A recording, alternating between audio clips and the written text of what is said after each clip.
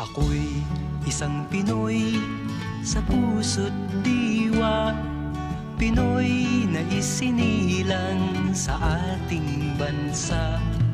Ako'y hindi sanay sa wikang mga banyaga, ako'y Pinoy na mayroong sariling wika.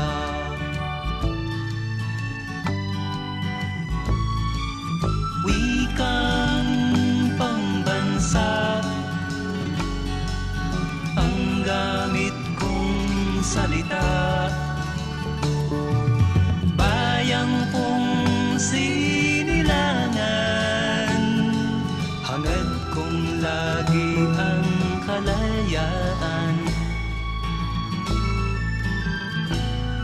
Sigat Jose Rizal nooy nagwika, siya